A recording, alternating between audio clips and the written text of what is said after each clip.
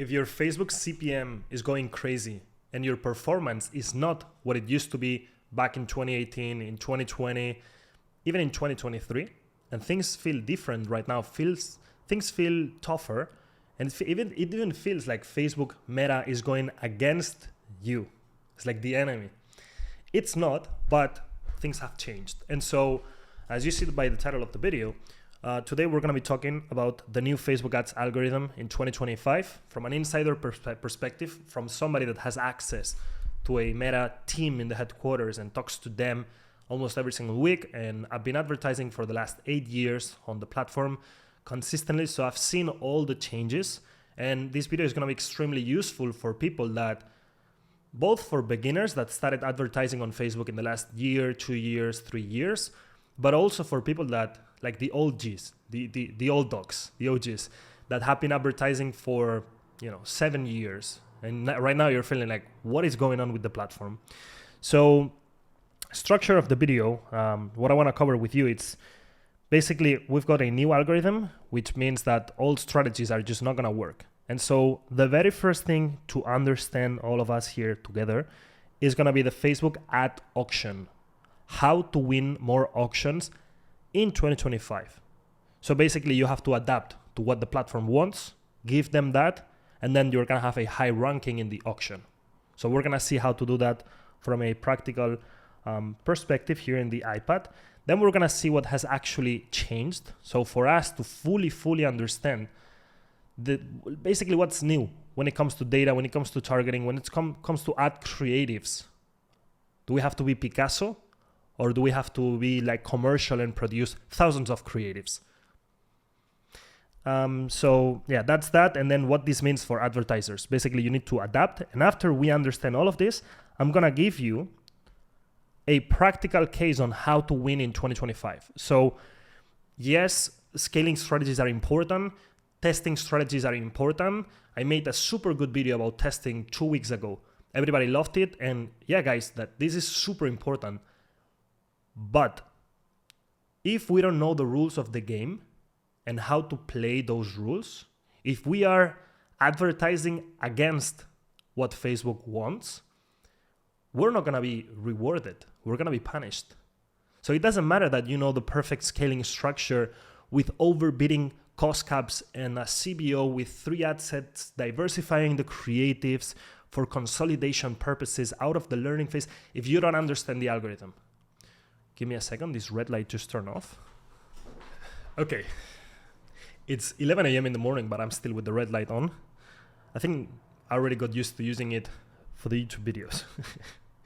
So anyways, yeah, let's get into the video. First time using this iPad format. I think it's gonna be a lot of fun, but also you're gonna have to have a little bit of patience because I'm new to this thing. I think it's a good way to deliver this type of content and make it a little bit more engaging, more visual, because when I go do the Google Docs, it's too much text. So anyways, problems we did not have in 2018, 2020, 2023, but we have nowadays. So basically CPMs are going wild. We have more competition. We don't have enough placements to fit all of this competition. So yeah, CPMs would be the very first thing. Then loss of control. So basically we do not control the targeting so much. We do not control the specific ad creative that's receiving all of the budget. So less control that we're giving up. And then loss of data. So from privacy rules, GDPR, stuff like this, Facebook is not able to, one, collect as much data, but mainly it's not able to give this data to the advertiser to use for more advertising. So there's a loss of data that's been pretty big. And that's the reason why nowadays they're using this statistical modeling and stuff like that just gives you more inaccurate data. And that's already a problem for this new algorithm. So anyways, as I mentioned before, new algorithm, old strategies, problems. New algorithm, new strategies, we're gonna have a lot of scale and we're gonna have a lot of fun, which is at the end of the day, what we want. So before going into this new algorithm, let's understand the Facebook auction formula. Yeah. So we've got 3 parts here. And before I explain these 3 parts and how to win in the auction, I'm I'm gonna explain to you basically what is a Facebook ad auction. So basically every single time that there's one opportunity to show your ad or show one ad to the person, there is an auction. So every day on Facebook and Instagram as social media platforms, we have like billions of options. Okay. So imagine I go into Instagram and after 2 stories, I know I'm gonna receive one ad. So that's the moment that I load the platform and I go after the second story. At that millisecond, there's an auction. Who's gonna win the auction? The advertiser that has the highest total value. So the goal is to have a really high total value, and to have that, we need to understand the 3 points that basically create this formula. So the first one, advertiser bid, this is basically gonna be your cost cap, your bid cap, or it can also be automatic bidding, yeah, right? So you either do automatic bidding, cost cap, bid cap. You also have max value. Max value. I have a video about manual bidding. You can check it out after the video. I'm gonna leave it above this video. But basically, it's how much are you willing to pay for one purchase? What's the bid? This is just the explanation. Now I'm gonna tell you what to do. Then estimated action rate. This is like the click to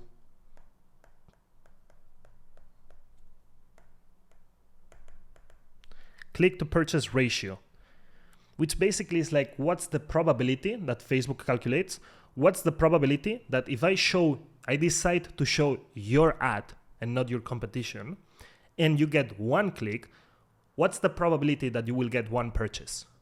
And if that probability is very low, which means you have a really low conversion rate, you have a lot of bounce rate, all of your ad account is in learning phase, like all of these negative things, then your estimated action rate is gonna be very low, okay? So it doesn't matter if you're bidding super high with an overbidding cost cap, for example, but then if the conversion rate is a problem, we're gonna suffer. So that's that. And then ad quality is basically, in 2 words, I would say this is user feedback.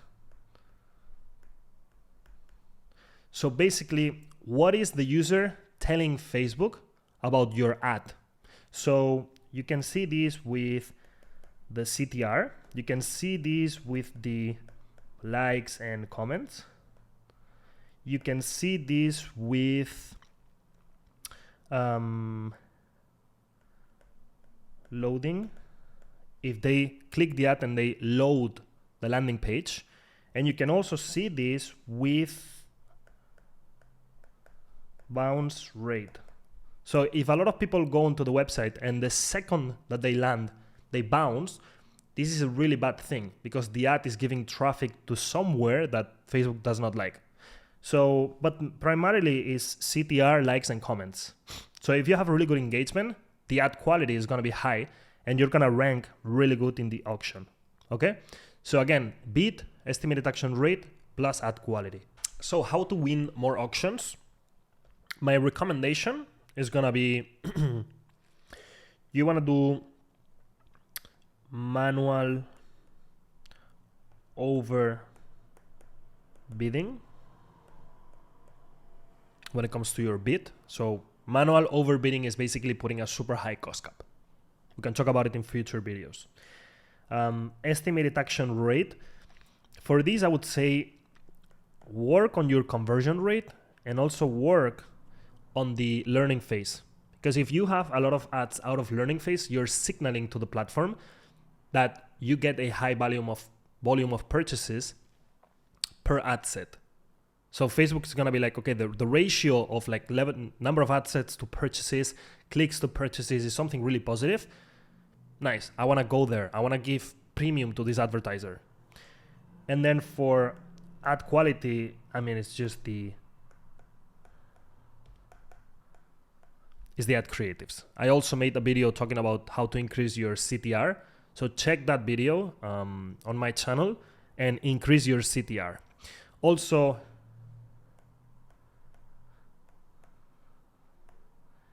engagement post ID is a good thing for this. I remember back in the day, everybody was doing this. Nowadays, nobody's doing it. But if you've got a very high bid, if you've got a high conversion rate, then you take your winning ad creative and you put it in an engagement campaign, and you get 1,000 likes and 50 comments, which is going to increase the ad quality and also making really good ad creatives, to be honest.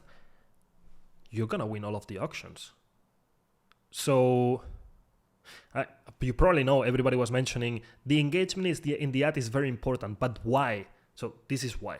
Because there's an auction and you want to win a lot of auctions. And if you win a lot of auctions, your CPM goes down. That's what we care about.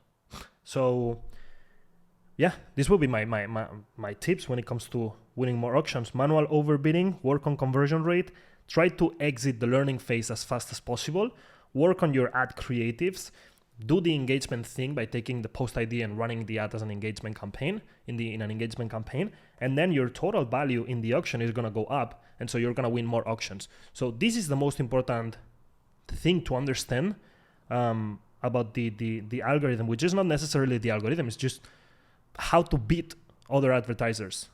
So yeah, do that. Now let's talk about what has actually changed very quick. This is like an update.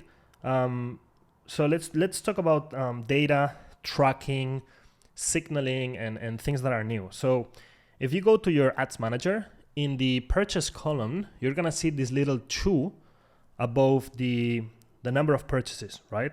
So here what it says is these results may not include all conversion data. Statistical modeling may be used to provide more complete measurement when conversion data is missing or partial. That basically says that this 43 is not necessarily real, this 39 is not necessarily real, this 37 is not necessarily real, and this 30 is not necessarily real. It could be more, and it also could be less. And so I get it here.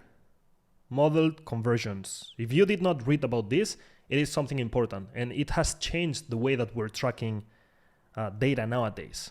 So again, privacy forward, what I mentioned before, statistical modeling improvements, principles of privacy, transparency, whatever. So aggregated data is another bad thing. So yeah, you can read about it, but basically the collection of data is not so easy as it used to be, because it used to be just the pixel and finished. Nowadays, we've got the copy, which is conversions API that we had to do. Given the iOS 14, we have now modeling.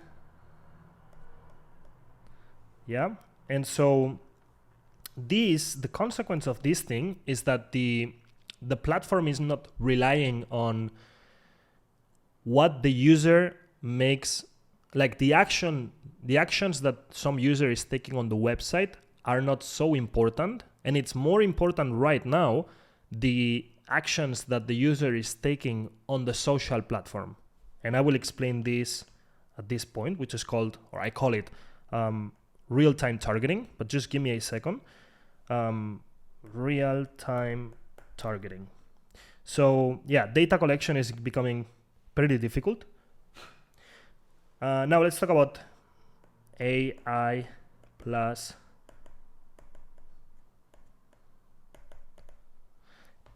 automation. So this is going to affect your campaign structure, your audience, and your ad creative. Sooner or later, now they give you the option. Do you want to use a CBO, or do you want to use an Advantage Plus campaign? Okay, thank you for giving me that option. Nowadays, in March of 2025, they also give you the option of, for the audience, do you want to use Advantage Plus audience or normal audience? It tells you like switch to original audience settings. And for the ad creatives, it's the same thing. They tell you, do you want to use flexible creative with Advantage Plus improvements or not? So it's like, this was launched more or less in 2024. Yeah. So in 2025, they give you option to choose. But I want you to think right now, what do you think is going to happen on 2026, 2027? They will basically make it mandatory. So you will be basically forced to use these Advantage Plus things. So at that point, my question to you is, what are you going to do? Like, you will have less control. So I'm just the messenger. This is going to happen. So this AI is going to become mandatory in campaign structure, in audience, and in creative. That is it. Now, when it comes to targeting, you want to target and you want to be very precise. Of course, in the past, it used to be like, you know, my customer is somebody that likes Cristiano Ronaldo and he also likes streetwear. It's a man that's 18 to 26. Because I wanted to sell football t-shirts for like an urban streetwear brand. Okay, you could do that and you could be successful. You could even target by income level in the US, I remember. I don't know if it's still a thing. I guess no. But you could do that. But now we've had a massive data loss with what I mentioned before.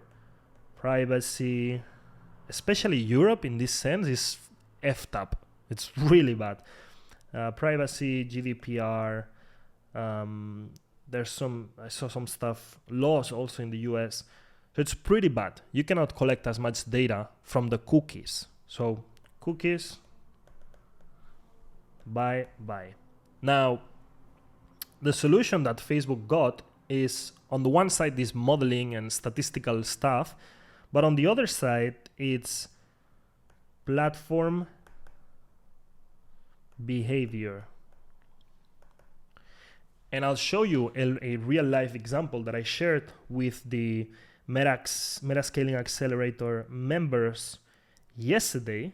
Where are the screenshots? Man, they changed this Instagram. So I watched a full Reels video that was talking about shoulder pain, which I have. Then immediately after I went from Reels to Stories, I got this ad, right?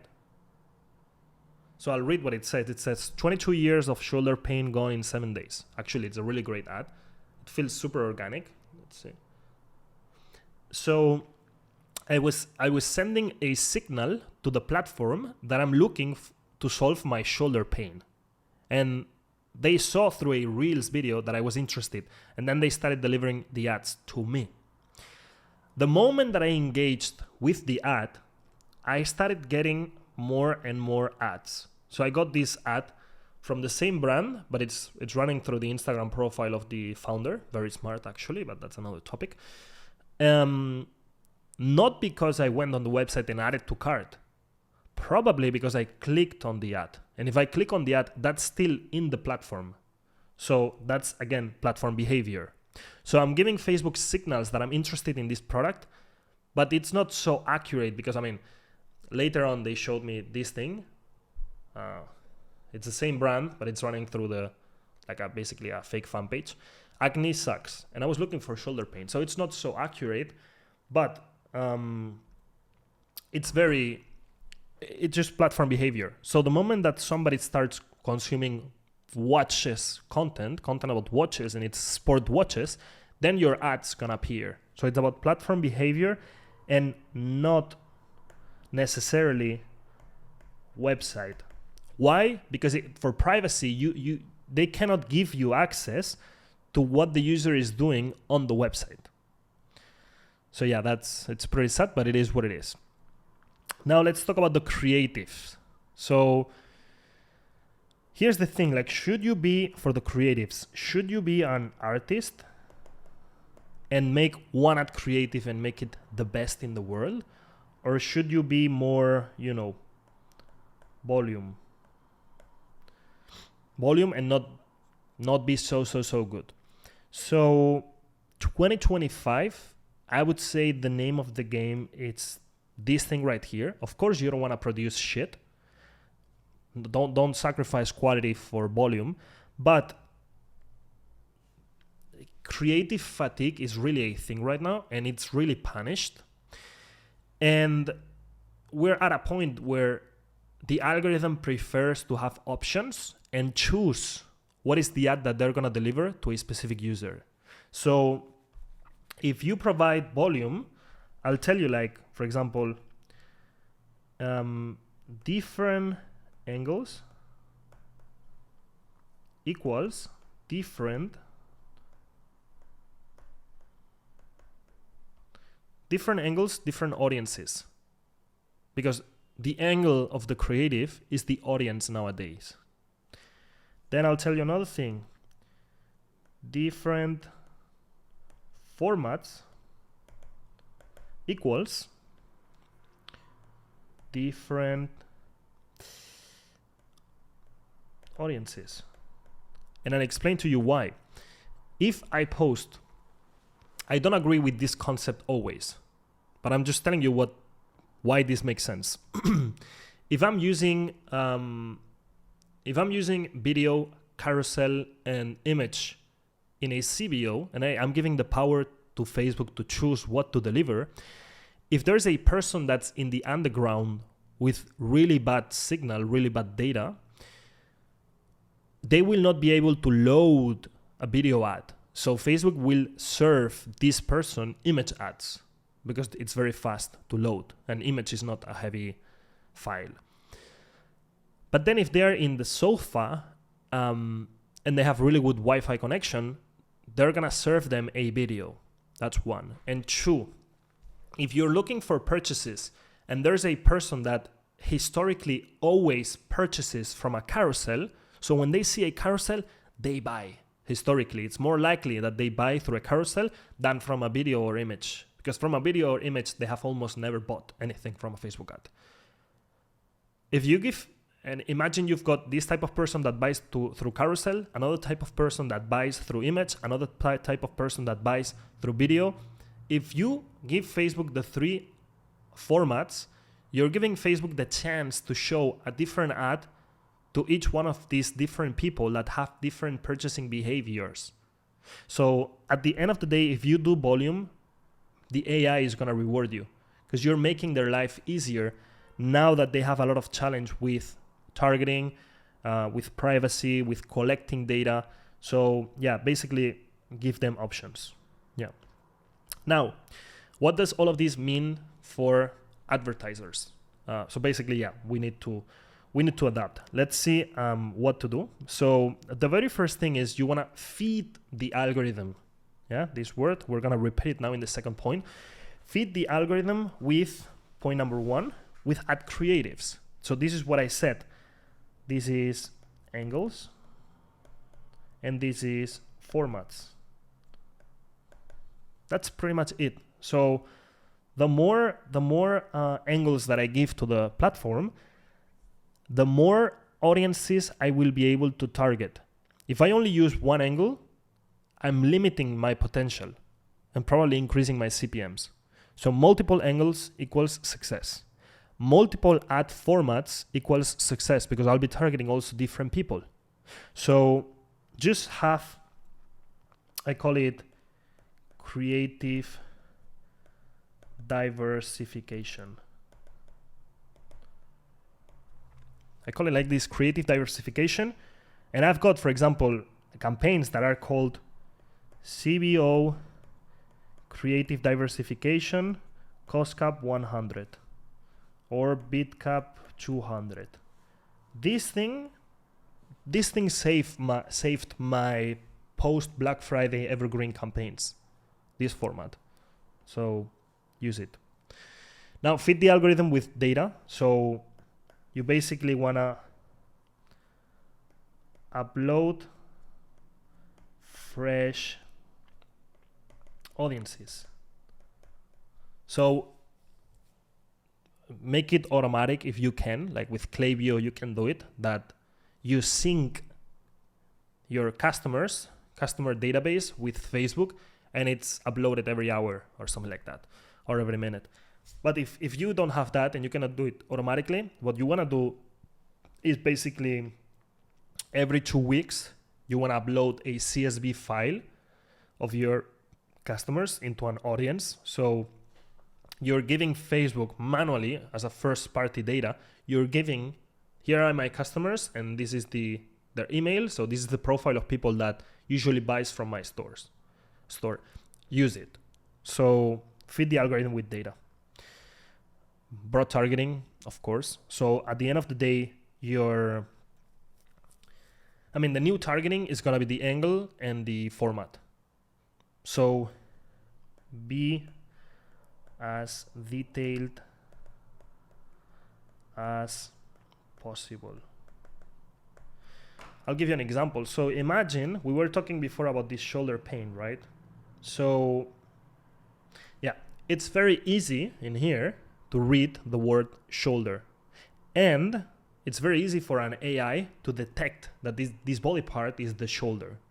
So it's 2 signals that we're talking about shoulder pain. The AI is going to take this information and is going to make a conclusion. This is an ad that talks about shoulder pain. And then if I've been browsing through Instagram organic, checking for shoulder pain anytime in the past, or out of the 1,000 reels that I consumed yesterday, which one did I stop to watch the entire thing? Oh, it was one about fitness and shoulder pain. Okay, so I'm in the target audience. So just do broad targeting, and the targeting is going to be based on behavior. Yeah. Now, last thing on this topic, account consolidation. This is what I was mentioning before. So, and you see it here, CBO, creative diversification, BitCap 200. And this was a really good campaign for this brand. We had almost 900 purchases, ROAS higher than 3. And it made over 100K in sales. Really nice. And basically what we have on the inside here is multiple angles, and inside of each ad set, we're having multiple ads. So at the end of the day, it's one campaign, 4 ad sets, and 14 ads. Overbidding out of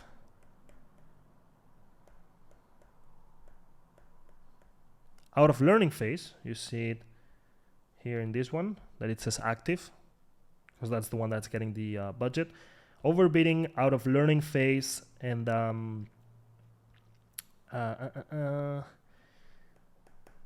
engagement in the ads, because they've been active for a super long time, in the ads that get ad spend. And what I'm having is multiple angles, multiple formats. So this is really a game changer. Now let's discuss in future videos when to do this thing, account consolidation, because at the beginning, if you're just testing stuff, you don't have to worry about consolidation, because that's not your problem. Last thing on this, let's talk about learning phase. My personal metric is you want to be under 40% of learning phase. So basically go into your ads manager, and in the top left, you will see, so if you're in the ads manager, you will be in the campaign tab. So above that, you're going to have account overview. And inside of this account overview, right here, it's going to mention 42% learning phase. Here, it's going to mention 41% learning phase. And here I've got 49. So I'm kind of in the limit. I wish this was lower, and I'm working for that. But yeah, try not to be above 40% or 50% if you want to win a lot of auctions. So work on the learning phase. Check right now what is your learning phase percentage, and that's going to be good. So yeah, how to win in 2025. I mean, it's exactly what we saw in the previous example. So of course, do a proper testing phase. Don't consolidate too early. But after some time, you've got a really good ad account, etc. So the very first thing would be understanding, let's see, the auction. So bid, estimated action rate, and creative quality. So for the bid, my advice would be start doing manual bidding. Just test it. Pick your winning ad creatives, start doing this, please. Estimated action rate, I would say optimize your conversion rate as much as possible and work on the learning phase percentage as much as you can. And then for the creative quality is CTR. So watch the CTR video that I have, increase the CTR and try to put your winning ad creatives into an engagement campaign to push the amount of likes you have. So that would be number one when it comes to winning the auction all of the time and having lower CPMs. Number two, let's say, is gonna be think about volume and diversification. This comes after testing. It doesn't come before testing.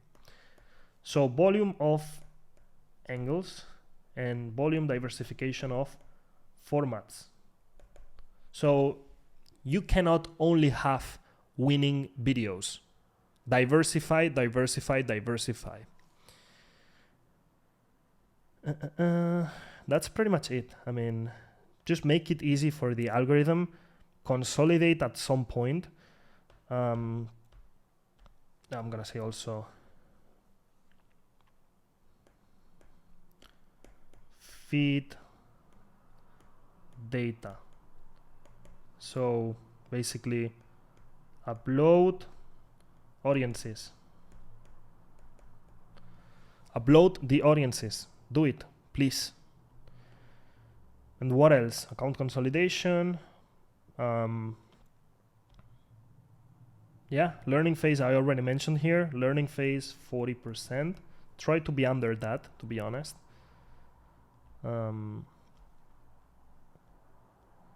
Yeah.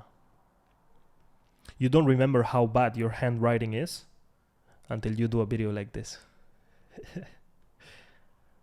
But they say smart people have really bad handwriting. So, we're good.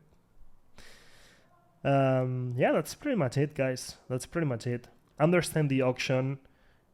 Give Facebook what it needs to scale. Diversify. That's it. Diversify, especially for scaling. Do not diversify in the testing at the beginning. You know, I think that's it, guys. Let me know if you have any questions, but make sure you fully understand the rules of the game before going into any crazy scaling that then is going to give you ROAS inconsistency and you don't understand why. So just from this video, pick one or two things. Like, for example, every week I'm going to upload the CSV of my new customers. And also I'm going to focus on opening more angles. That's nice. Good conclusion. Good for you. That's going to help you in the future. With these conclusions, then go back into your testing strategy, scaling strategy, CTR, and worry about all the things. But understand the auction, understand the algorithm. I'm sure I'm missing a few things about algorithm in 2025, but really, like, this is it. Think about the algorithm is better than ever, but at the same time, it's being capped by privacy regulations and stuff. So you need to help it a little bit. So yeah, hope you enjoyed the video, and I will see you in the next one. Bye-bye. Have a good one. Ciao.